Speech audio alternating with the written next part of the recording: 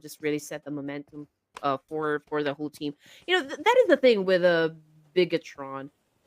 Sometimes they're really in the mood to score a lot of points, but right now I'm not really seeing that kind of prowess out of these four boys. Yeah, right now it's been a little bit of tough to do, but in traditional fashion, FaZe Clan have always won out this trade against Stalwart Esports. They already got that one up. Meow meow. Playing by the doorways, just hearing the footsteps coming from the outskirts, expecting or going to push right in. Now, is he going to have any form of impact? We are going to be seeing a couple attacks being sent his way. He's getting those grenades to be sent out.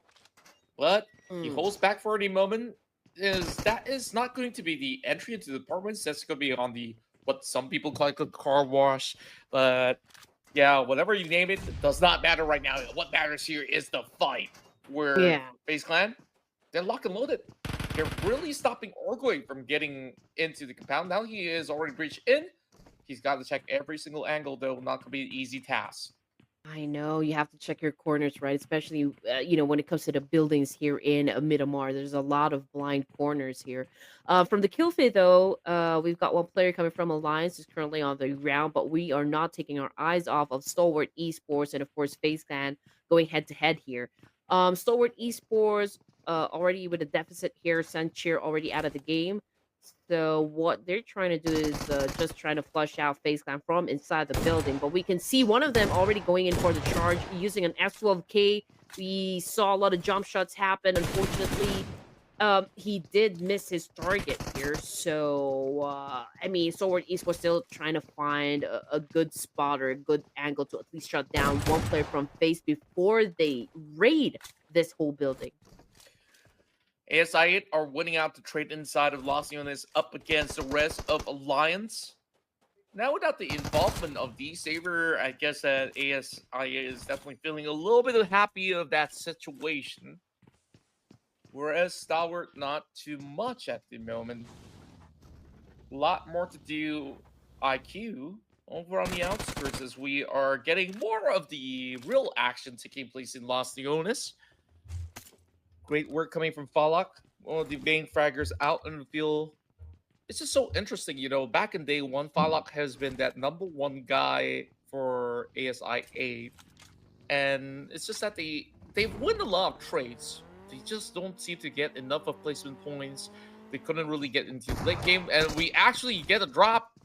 It's going to be Mormon taken out as they continue on with the chase. The member of STE climbing all the way up. So we see that form of exchange. Quick taps coming through. Falak once more up against Flax. Only one member left for the side of Alliance. Yeah, it's a good thing that you kind of noticed that too. I did mention this a while ago. That Falak, I'm not seeing the same kind of, like tenacity from this specific player right here. I miss his aggressiveness inside a battlefield. But yeah, Ignite 8,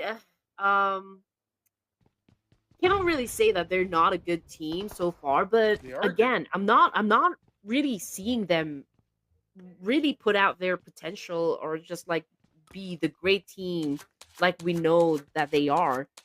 So, it's already too late for them to actually make a difference in this competition, considering that, this is already the second to the last game before we wrap things up. Well, let's see what's going to happen as they have now gathered 4 elimination points for the team. Can they keep up this kind of pace? So that is the big question. That's right. And ASIA, they have been in a really good form here in these battles. Now it's only down to Oleo as they take the fights on the outskirts. The rest of Team Secret keeping themselves quiet as they try to sniff out where exactly all these members could be. That Nate will be charged right in Falak so far, securing that point. And it's once more the battle taking place between all these members as Stalwart Esports is left with only one remaining. Mm. Oh man, BTR, FaZe Clan, Stalwart East for him so far. Sitar is a little bit low on the HP here, but right up behind him is Zuxi, so a quick pickup can definitely happen. But Lamborghini as well as Chua, Oh man, already out of the game. So it's just Pathogen and Levi's playing for D Savior, and we can see that Pathogen is getting ready to attack Zotzi in this exchange, but fortunately he got shut down. So BTR is already at a big disadvantage here. Yeah, they're absolutely being taken out. They're trying to save boys on the situation, but I think they just run out of time. Team Secret, however, is not catching any breaks so far. They will see lesser teams to be available over onto the zone. Hmm. Nachi now gets clipped up, and that's going to be Icy on the mark. They'll be quickly traded, but here comes East. He's Oh. also being spotted already. Yeah, you don't want to mess with IC. Did you see how far that shot was for IC? Oh man. Anyway, we got East right here using a UMP. Very dangerous SMG right there, especially when East is holding that. Was able to shut down IQ, if I'm not mistaken. And now Agan I is very much aware of the fact that Falcons headed towards their direction and will probably take this compound out of their hands. I mean, they're already at a disadvantage Wow. because 2 players left for the side of Agan I 8, or make that 3. Fallout once again showing up in this current equation. Impala will not be covered this time around, where the fights will be taking place over the course of the hill. The rest of Voin Donkey once again driving into Fallout is definitely back on track.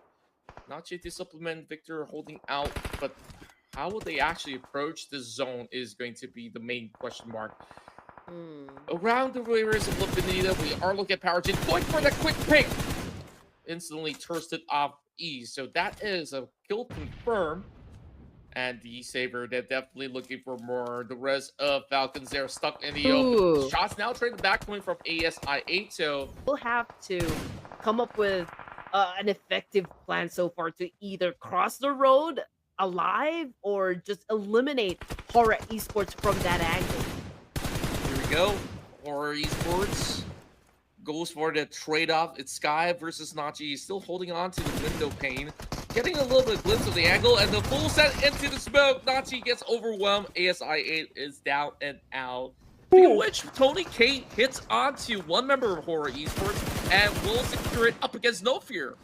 Oh man, coming up from behind. Yeah, 3 elimination points just for Tony K right here. Rosemary getting into position as well.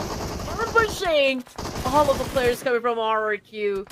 Oh man, Alter Ego is such an effective when it comes to like really pushing and getting the opponents back in the corner. Definitely, and for Miracle Vibes, they took that opportunity to also strike down some of these members. Does claim a little bit of a point, but Alter Ego are allowed that room to go in for the reset. Horror goes, but they are slowly getting swamped by the rest of Roy. This is not looking all too good. They have to really put up the pressure right now. Yeah, I mean, I do understand why Horror Esports actually went up against Vampire instead of DRS. It's because of the fact that Vampire was holding on perhaps a compound right there, and they were thinking that maybe they could penetrate that one way a battle happening onto the northern side of Miramar. Yeah, DRS, I don't see a chance for them to really cut out of this area, especially on the watch of Tony K. We know how sharp he has been throughout the course of this tournament. You just take a look at the high average damage that has been done. Though, right now, DRS, all that they could possibly hope for is just to hold out to the point where Vampire Esports allow them that space.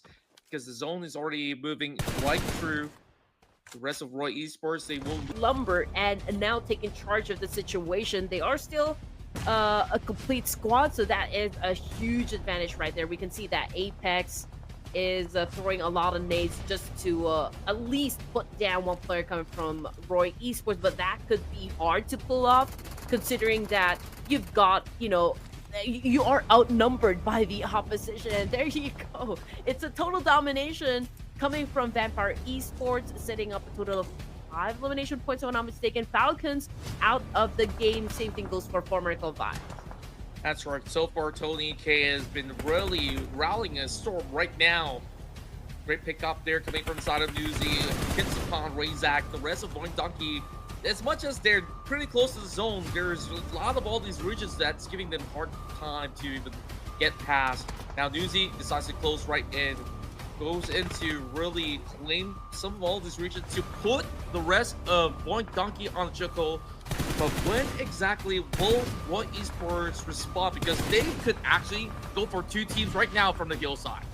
Ooh, here we go, an exchange of nade coming from Reza and Vampire Esports. Reza was able to dodge that volley attack coming from Vampire. Now we can see that Ravenclaw is preparing to, of course, charge players coming from Voin Donkey. It's a 2-2 split coming from VD. We can see the exchange happening between Zeta and Stone, if I'm not mistaken. But Stone seems to stepped away from that situation. They are going for the reposition here, probably taking up space up north to try and dominate.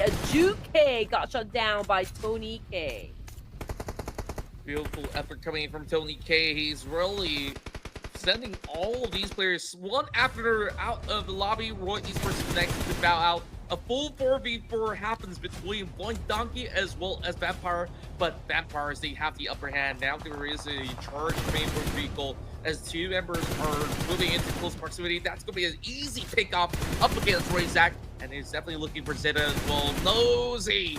How much can he actually do? They will now focus onto the 2 members pushing, because the other revives will be set into play. That nade will connect, and it will be none other than Vampire Esports that will eventually close up the match, unless Potato can turn the tides around. He does have that big grenade to be tossed right into the smoke. Does it find anything? Not at all. There's it being knocked down. Does not matter at all. As Potato goes in, trying to take a little bit of a pot shot and drop it into full of all these deflates. So the pressure is on. A very technical battle between the Thais and the Indonesian. And Voin Donkey, they are now pretty much equal, as they have yet to go in for a revive for Newsy. And we can see that Voin Donkey is making the boys of Vampire Esports work for their chicken dinner. Not making it easy for the whole team, but you know what? It was an essential move. You know, for the side of Vampire Esports, that was key right there. The reposition is doing all the wonderful things for the side of Vampire Esports, but you know what? Voin Donkey is doing a massive counter up against the Vampires, and Zeta was able to shut down one, and now he's going for the 2-pin kill, and now Vampires is in the danger zone. My, how the Tides have turned. They were smart enough to really play by the riches, and now going up close and personal, only the last stand, and it's Voin Donkey that secures the chicken dinner. They absolutely stole the show, and at first I thought Vampires, they got the high ground, they got the upper hand,